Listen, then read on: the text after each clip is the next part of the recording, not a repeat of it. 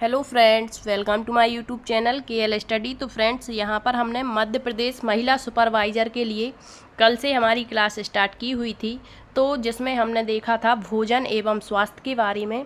सबसे पहले हमने संतुलित आहार, मैक्रो और माइक्रो न्यूट्रिएंट्स देखे थे। ठीक है, तो आज इसी सेशन को हम आगे बढ़ाएंगे और आज की हमारी जो है क्लास नंबर 2 रहेगी। तो देखिए, कल की चीज़ों को आप एक बार ज़रूर देखिए, प्लेलिस्ट में जा कर के अलग से हम इसकी प्लेलिस्ट बना देंगे, तो वहाँ से आप ये सारी चीज़ें देख पाएंगे। ठीक है, तो यहाँ हमने जो पोषण पढ़ा हुआ था, एक तो जंतुओं में पोषण बताया हुआ था, एनिमल्स, और आपके प्लांट्स में, तो दोनों में आप ये पढ़ सकते हैं। प्रकाश संश्लेषण आपको बताया हुआ था। फिर पौधों में पोषण के प्रकार, कितने प्रकार से पौधों में पोषण होता है, स्वपोषण क्या कहलाता है, इसके एग्जाम्पल आपको बताए हुए थे। तो हर एक फैक्ट यहाँ पर इम्पोर्टेंट है और ये सारी चीज़ें आप ज़रूर देखिए। कम समय में आपका जो है एग्ज़ाम फरवरी में स्टार्ट होना है, तो उसके लिए ये जो थ्योरी है आपको बहुत ही हेल्पफुल रहेगी। तो देखिए, यहाँ पर आज के सेशन में हम मुख्य रूप से जो भोजन के अवयव हम पढ़ते हुए आए हैं अभी तक, कार्बोहाइड्रेट, वसा, प्रोटीन, विटामिन्स वगैरह, तो इनमें से हमें जानना होता है कि कौन से माइक्रो हैं और कौन से मैक्रो हैं। ठीक है, तो मैक्रो का मतलब आपको कल बताया हुआ था कि जिनकी हमारे शरीर को अधिक मात्रा में ज़रूरत पड़ती है वो कहलाते हैं वृहद पोषक तत्व, जिसको हम कहते हैं मैक्रो न्यूट्रिएंट्स। ठीक है, अब इसके बाद ये कौन कौन से हैं ये भी आपको बताया था। तो जो 3 पोषक तत्व हैं, कार्बोहाइड्रेट, वसा और प्रोटीन, ये आपके वृहद पोषक तत्व कहलाते हैं। इसके बाद जो सूक्ष्म पोषक तत्व होते हैं, जिन्हें हम माइक्रो कहते हैं, तो ऐसा नहीं है कि इनकी ज़रूरत नहीं पड़ती है, लेकिन कम मात्रा में इनकी ज़रूरत पड़ती है। तो इसमें कौन कौन से आ जाते हैं, तो आपका विटामिन्स हो जाएगा। अब जो विटामिन्स हैं वो कई प्रकार के होते हैं। सबसे पहले जो विटामिन ए होता है, तो इससे आपके बहुत सारे क्वेश्चन बनेंगे कि किस विटामिन का रासायनिक नाम क्या है, इसके बाद किसके स्रोत क्या हैं, इसके बाद आपको कौन से विटामिन से मतलब कमी से कौन सा रोग होता है और इनकी अधिकता से क्या होता है। ठीक है, तो ये सारे क्वेश्चंस हम एक एक करके पढ़ते हुए चलेंगे। इसके बाद खनिज, लवण और जल। इसके अलावा भी एक आपका होता है जिसको हम कहते हैं DNA, RNA, न्यूक्लिक अम्ल जो होते हैं। ठीक है, तो जो आनुवंशिक जो लक्षण होते हैं, जिनको पीढ़ी दर पीढ़ी ले जाने का कार्य करते हैं, तो वो हम यहाँ पर देखेंगे। तो एक तो ये आपका मैक्रो और माइक्रो बताया हुआ था। फिर हम जो डिवाइडेशन पढ़ते हैं, उपयोगिता के आधार पर पोषक जो पदार्थ हैं वो 4 प्रकार के होते हैं। एक तो आपके ऊर्जा उत्पादक, तो ये क्वेश्चन डायरेक्टली पूछा जाता है कि बताइए जो हमारे शरीर को ऊर्जा प्रदान करने वाले पोषक पदार्थ हैं वो कौन कौन से हैं। तो उनमें आपका वसा और कार्बोहाइड्रेट आ जाता है। यदि यहाँ पर बात करें वसा और कार्बोहाइड्रेट की, तो यदि तुरंत ऊर्जा की आवश्यकता है और बिल्कुल जैसे एक खिलाड़ी खेल के मैदान में दौड़ रहा है और उसको तुरंत ऊर्जा चाहिए, तो वो कहाँ से प्राप्त होती है, कार्बोहाइड्रेट से। लेकिन यदि अधिक मात्रा में बात करते हैं कि अधिक ऊर्जा किससे मिलती है, तो वो मिलती है वसा से। तो इसको हम जब डीप में पढ़ेंगे कार्बोहाइड्रेट, वसा, वहाँ पर आपको बताएंगे। ठीक है, नेक्स्ट है आपका उपापचयी नियंत्रक, मतलब वे पोषक पदार्थ जो शरीर की विभिन्न उपापचयी क्रियाओं का नियंत्रण करते हैं वो कहलाते हैं उपापचयी नियंत्रक। इसमें कौन कौन आ जाते हैं आपके, तो विटामिन, खनिज, लवण और जल। अब विटामिन भी कई प्रकार के, जैसे विटामिन ए हो गया। फिर आपका विटामिन बी, अब बी पूरा कॉम्प्लेक्स होता है, vitamin B, B1, B2, B12 तक के चलता है। फिर आता है विटामिन सी, जिसकी कमी से स्कर्वी रोग हो जाता है। विटामिन डी की कमी से रिकेट्स रोग हो जाता है। विटामिन के होता है जिससे रक्त का थक्का ना जमना। फिर एक विटामिन ई होता है, ठीक है, तो मतलब जो प्रजनन रोधी विटामिन होता है। तो ये सारे विटामिन हम पढ़ेंगे। फिर खनिज, लवण और जल। नेक्स्ट है आपके वृद्धि और निर्माण पदार्थ, मतलब हमारे शरीर की बात करें या पेड़ पौधों की बात करें, तो जब शरीर में किसी भी कोशिका, मतलब जो सेल्स होते हैं, यदि उनकी टूट फूट हो जाती, वो क्षतिग्रस्त हो जाती हैं, तो उनकी मरम्मत जो करता है वो कहलाता है वृद्धि रोधी पदार्थ। और वो कौन सा होता है आपका, प्रोटीन होता है। अब प्रोटीन भी इनके भी मतलब प्रोटीन की कमी से कौन से, जैसे क्वासियोर का रोग आता, मरासमस रोग आता है, किसकी कमी से हो जाते, प्रोटीन की कमी से। प्रोटीन भी 2-3 प्रकार के होते, संयुग्मी प्रोटीन, संयुक्त प्रोटीन करके। फिर आपका है आनुवंशिक पदार्थ, मतलब वे पोषक पदार्थ जो हमारे आनुवंशिक गुण हैं, मतलब जेनेटिक जो क्वालिटीज़ होती हैं हमारे अंदर, उनको एक पीढ़ी से दूसरी पीढ़ी तक ले जाते हैं, वो कहलाते आनुवंशिक पदार्थ। इसमें आपको मुख्य रूप से पढ़ना है DNA का फुल फॉर्म क्या होता है, डीऑक्सी राइबो न्यूक्लिक एसिड। ठीक है, इसके बाद होता है RNA, राइबो न्यूक्लिक एसिड। तो ये आनुवंशिक पदार्थ होते हैं। अब देखिए, ये तो कल के सेशन में हमने पढ़ा हुआ था। आज के सेशन को स्टार्ट करेंगे और जो जो आपके पोषक तत्व हैं या पोषक जो पदार्थ हैं या अवयव अवयव हैं वो कितने हैं वो हम यहाँ पर पढ़ेंगे। तो भोजन एवं स्वास्थ्य आज की जो क्लास है वो सेकंड रहेगी भोजन एवं स्वास्थ्य की। इसमें सबसे पहले हम देखेंगे कार्बोहाइड्रेट के बारे में। तो देखिए जो कार्बोहाइड्रेट होता है ऊर्जा प्रदान करने वाले पदार्थों का वर्ग है। ये तो हम पहले ही पढ़ चुके हैं कि ऊर्जा प्रदान करने वाले जो पोषक तत्व हैं वो कौन कौन से हैं हमारे, तो वो है कार्बोहाइड्रेट और वसा। अब क्या आप मार्केट में जाकर डायरेक्टली ये नहीं कहेंगे कि हमें कार्बोहाइड्रेट दे दो या फिर प्रोटीन दे दो या विटामिन दे दो, नहीं। इसके लिए जो पोषक तत्व होते हैं, जो पोषक जिनको हम ग्रहण करते हैं और जिनसे हमें ऊर्जा मिलती है, उनको हम क्या कहेंगे कि इसमें इतने % कार्बोहाइड्रेट है। अब एक क्वेश्चन पिछली बार पूछा गया था, सुपरवाइजर का ही क्वेश्चन है कि सबसे ज़्यादा जो प्रोटीन की मात्रा होती है वो किस अनाज में होती है। अब वहाँ पर ऑप्शन दिए गए थे, जैसे कह दिया था सोयाबीन। तो आपको पता होना चाहिए कि किस चीज़ में कितनी मात्रा किसकी होती है।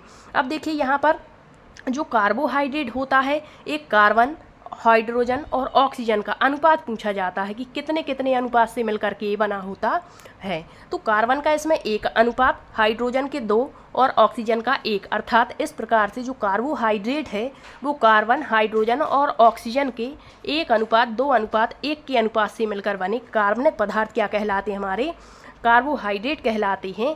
और इसका जो रासायनिक सूत्र होता है वो क्या होता है, तो इसको आपको याद रख लेना है, CH2O और Na इसका सूत्र होता है। अब देखिए हमारा जो शरीर है उसके लिए टोटल कितने % ऊर्जा की आवश्यकता होती है, तो टोटल होती है 100%।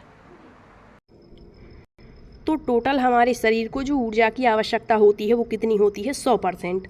तो इस 100% का जो हमें कार्बोहाइड्रेट है वो 50 से 75% की पूर्ति कर देता है। ठीक है, अब देखिए यहाँ पर एक क्वेश्चन मोस्ट इम्पोर्टेंट है, इस पर तो आप स्टार लगा लीजिए। एक क्वेश्चन है और एक पूछा जाता है वसा से। तो जैसे दिया गया है 1 ग्राम ग्लूकोज के पूर्ण ऑक्सीकरण से कितने किलो कैलोरी ऊर्जा प्राप्त होती है, तो 4.2 किलो कैलोरी ऊर्जा यहाँ पर प्राप्त होती है, आपको याद रखना है। अब देखिए कार्बोहाइड्रेट कार्बनिक यौगिक होते हैं जो पचने के पश्चात ग्लूकोज में परिवर्तित हो जाते हैं। तो ये भी क्वेश्चन पूछ सकते हैं, कार्बोहाइड्रेट होते हैं, मिश्रण होते हैं या यौगिक होते हैं, क्योंकि आपने यदि केमिस्ट्री पढ़ी हुई होगी तो वहाँ आपने खूब अच्छे से पढ़ा होगा पदार्थ क्या कहलाता है, फिर पदार्थ का वर्गीकरण आपने पढ़ा होगा, तत्व यौगिक क्या कहलाते हैं, मिश्रण क्या होते, समांग विषमांग मिश्रण क्या होते हैं। अब देखिए कार्बोहाइड्रेट तुरंत ऊर्जा प्रदान करने वाला पोषक पदार्थ है। तो क्वेश्चन ये भी पूछता है कि तुरंत यदि ऊर्जा की आवश्यकता है तो वो किससे प्राप्त होगी, कार्बोहाइड्रेट से या वसा से, तो वो प्राप्त होगी कार्बोहाइड्रेट से। इसका एक एग्जाम्पल है कि एक धावक या खिलाड़ी को दौड़ने या खेलने से पहले संतरे की मीठी गोलियां या ग्लूकोज दिया जाता है। क्यों दिया जाता है, क्योंकि यह कार्बोहाइड्रेट का सबसे सरल रूप होता है और इससे तुरंत जो व्यक्ति है, जो धावक है, उसको ऊर्जा प्राप्त हो जाती है। ठीक है, अब इसके स्रोत देखिए कि जो कार्बोहाइड्रेट है वो किन किन चीज़ों में पाया जाता है। तो आलू में सबसे ज़्यादा कार्बोहाइड्रेट, गेहूँ में, चावल, मक्का, तो ये उसके क्या दिए गए हैं, यहाँ पर स्रोत दिए गए हैं। तो ये सारे स्रोत याद रखने हैं। अब यहाँ से आपका क्वेश्चन बनता है कार्बोहाइड्रेट के जो स्रोत हैं उनका समूह बताइए। तो 3-3 4-4 ऑप्शन देंगे, तो आपको यदि ये पता है तो आप आसानी से आंसर लगा देंगे। अब कार्बोहाइड्रेट के प्रकार पढ़ेंगे तो कार्बोहाइड्रेट मुख्य रूप से 3 प्रकार के होते। कितने प्रकार के होते हैं, 3 प्रकार के। तो इनके नाम पूछे जाते हैं, मोनोसैकेराइड, डाइसैकेराइड, पॉलीसैकेराइड। अब सबसे पहले है मोनोसैकेराइड। तो यह जो है सभी कार्बोहाइड्रेट में सबसे अधिक सरल होता है। कैसा होता, सबसे अधिक सरल होता है। इसके जो एग्जाम्पल है वो है ग्लूकोज। अब आपसे डीप में क्वेश्चन पूछेगा तो पूछेगा ग्लूकोज उदाहरण है। अब वहाँ आपका जो है कार्बोहाइड्रेट नहीं दिया, वहाँ दिया है मोनोसैकेराइड का, डाइसैकेराइड का, पॉलीसैकेराइड का। तो याद रखना कि जो मोनोसैकेराइड हैं ये सबसे सरल अणु होते हैं कार्बोहाइड्रेट के, और ये ग्लूकोज, फ्रक्टोज और गैलेक्टोज हैं। फिर आपका डाइसैकेराइड, तो ये मोनोसैकेराइड के 2 या 2 से अधिक अणुओं के मिलने से बनते हैं। इसमें आ जाते हैं आपके सुक्रोज, माल्टोज और लैक्टोज। फिर आपका पॉलीसैकेराइड, तो यह अनेक मोनोसैकेराइड्स अणुओं के मिलने से बनेगा। इसमें मंड जो स्टार्च होता है, ग्लाइकोजन, सेलुलोज और काइटिन। अब यहाँ पर जो सेलुलोज है, पेड़ पौधों की कोशिका भित्ति किससे बनती है, सेलुलोज से बनती है, याद रखना। कवक की कोशिका भित्ति किससे बनती है, तो कवक की कोशिका भित्ति काइटिन नामक पदार्थ से बनती है। अब जो मानव शरीर है उसमें भोजन किस रूप में संचित होता है, मंड के रूप में, और पेड़ पौधों में ग्लाइकोजन के रूप में। तो ये चारों फैक्ट याद रखिए। अब कार्बोहाइड्रेट के प्रमुख कार्य हम देखेंगे। तो सबसे पहले इसका प्रमुख कार्य है शरीर में भोजन संचय की तरह कार्य करना। मतलब भोजन का संचय जैसे होता है स्टार्च या मंड के रूप में, तो ये संचय का कार्य करता है। विटामिन सी के निर्माण में भी इसका जो है उपयोग होता है। अब विटामिन सी क्या है तो ये आपको अभी जब हम विटामिन पढ़ेंगे वहाँ बहुत अच्छे तरीके से बताएंगे। फिर है जंतुओं का जो वाहक कंकाल होता है उसका निर्माण करने में ये सहायक है। फिर है न्यूक्लिक अम्ल के निर्माण में भी सहायक होते हैं।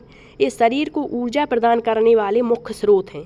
मतलब इस शरीर को ऊर्जा प्रदान करने वाले कौन कौन से 2 तत्व हैं हमारे, तो वो हैं आपके वसा और कार्बोहाइड्रेट। जब ये दोनों ही हमें ऊर्जा नहीं दे पाते हैं तो वैसी स्थिति में फिर थोड़ा बहुत प्रोटीन से हमें ऊर्जा प्राप्त हो जाती है, लेकिन मुख्य रूप से जो ऊर्जा प्रदान करने वाले हमारे जो मुख्य पोषक तत्व हैं वो यही दोनों हैं। ये मंड के रूप में संचित ईंधन का कार्य करते हैं और ये जब कार्बोहाइड्रेट वसा में बदलते हैं तो संचित भोजन का कार्य करने लगते हैं। तो ये मोस्ट इम्पोर्टेंट आपके फैक्ट हैं, इन पर आप स्टार लगा लेना। अब देखिए कार्बोहाइड्रेट हर एक चीज़ जो है या तो कमी हो जाएगी तो रोग हो जाएगा, या फिर अधिकता हो जाएगी शरीर में तब भी रोग हो जाता है। तो कार्बोहाइड्रेट की अधिकता से क्या होता है शरीर में, तो वजन में वृद्धि हो जाती है, मतलब वजन बढ़ जाता है और मोटापा से संबंधित रोग होने की संभावना बढ़ जाती है। फिर है कार्बोहाइड्रेट की कमी से, तो इससे शरीर का जो वजन है वो क्या हो जाता है, कम हो जाता है और कार्य करने की क्षमता घट जाती है। शरीर में ऊर्जा उत्पन्न करने हेतु प्रोटीन प्रयुक्त होने लग, जब इसकी कमी, हमने कहा अभी कि यदि प्रोटीन मतलब बाई चांस जब कभी भी हमारा शरीर कार्बोहाइड्रेट और वसा से ऊर्जा प्राप्त नहीं कर पाता तो वैसी स्थिति में फिर प्रोटीन प्रयुक्त होने लगता है। और जब प्रोटीन से ऊर्जा मिलने लगती है तो हमारा जो यकृत है और जो नाड़ी संस्थान है उसके क्रियाकलापों में शिथिलता यानी शुष्कता आ जाती है। तो आई होप आप कार्बोहाइड्रेट को अच्छे तरीके से समझ गए होंगे। सारी चीज़ें आपको बता दी, कार्बोहाइड्रेट क्या है, इसका अणुसूत्र क्या होता है, कार्बोहाइड्रेट के स्रोत क्या हैं, इसके प्रकार कौन कौन से हैं, फिर प्रकारों में ग्लूकोज क्या है, फ्रक्टोज क्या है, या सुक्रोज क्या है, या फिर मंड क्या है, स्टार्च क्या है, इसके बाद इसकी कमी और अधिकता से होने वाले रोग। आई होप आप इतना समझ चुके होंगे। ठीक है, अब दूसरा यहाँ पर हम लोग देखेंगे वसा। क्या देखेंगे, वसा के बारे में। फिर हम देखेंगे प्रोटीन के बारे में। तो देखिए वसा के बारे में थोड़ी सी स्पीड ज़्यादा है क्योंकि डाटा भी आपको पता ही होगा कितना अधिक है और हमें कवर भी करना है। फरवरी हमारा एग्ज़ाम होने वाला है तो उसके लिए थोड़ा सा यहाँ पर आप लोग मतलब समझने का प्रयास करिए या फिर वीडियो को पॉज करके भी आप देख सकते हैं। तो देखिए वसा शरीर को ऊर्जा प्रदान करने वाला खाद्य पदार्थ, हमने अभी बताया वसा और कार्बोहाइड्रेट। अब जो वसा है वो क्या है, तो ग्लिसरॉल और वसीय अम्ल का एक एस्टर होती है। क्वेश्चन पूछा जाता है कि वसा किस किस का जो है रूप होता है, तो वो ग्लिसरॉल का और वसीय अम्ल का। फिर कार्बोहाइड्रेट की तरह वसा में भी क्या होता है, जैसे कार्बोहाइड्रेट में कार्बन, हाइड्रोजन और ऑक्सीजन का 1:2:1 था, वैसे ही इसमें भी है। वसा में कार्बन, हाइड्रोजन और ऑक्सीजन के यौगिक होते, ये भी क्या हैं, यौगिक हैं। अब आपको बता दें ये यौगिक क्या कहलाते हैं, मिश्रण क्या होते, तत्व क्या होते हैं।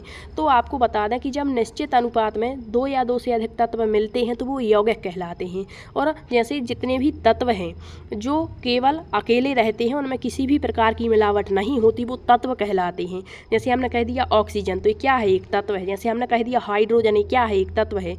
जैसे यहाँ यौगिक की बात करें, जैसे हमने कह दिया जल, तो जल में 2 या 2 से अधिक अणु हैं, ठीक है, 2 हाइड्रोजन के 1 ऑक्सीजन का, मतलब इनका अनुपात तो निश्चित है कि 2:1 है। तो जब अनुपात निश्चित होता है तो वो क्या कहलाता है, यौगिक कहलाता है। तो इसी तरीके से इसमें कार्बन है, हाइड्रोजन है और ऑक्सीजन है, तो ये क्या हुआ, एक यौगिक हुआ। वैसे ही एक क्वेश्चन बनता है, इसको अन्यथा में ना लें, ठीक है, हर एक फैक्ट से क्वेश्चन बनेगा, परंतु इसमें जो कार्बोहाइड्रेट की तुलना में ऑक्सीजन है उसकी मात्रा कम रहेगी। ठीक है, उसमें क्या था, 1:2:1 था, इसमें 1 अनुपात से कम रहेगी ऑक्सीजन की मात्रा।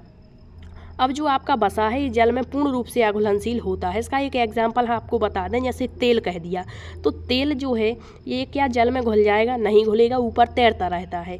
तो उसी तरीके से जो वसा होती है वो जल में कैसी है, अघुलनशील, लेकिन जो कार्बनिक घोलक होते हैं उनमें ये घुल जाता है। अब वसा के प्रकार 2 प्रकार के होते हैं, एक तो जंतुओं से वसा प्राप्त होती है और एक आपके वनस्पतियों से। तो जंतु से क्या क्या होगा, जंतु वसा दूध, पनीर, अंडा, मछली में पाया जाता है, मतलब जो जंतुओं से प्राप्त हो रहा है। और वनस्पति मतलब पेड़ पौधों से, तो जैसे अखरोट है, बादाम, मूंगफली, नारियल। तो फ्रेंड्स कल हम इसको पढ़ेंगे क्योंकि यहाँ पर सामने शादी चल रही है तो वहाँ सॉन्ग बज रहा है तो स्ट्राइक आ सकता है। तो वसा को हम कल अच्छी तरीके से आपको समझा देंगे, ठीक है।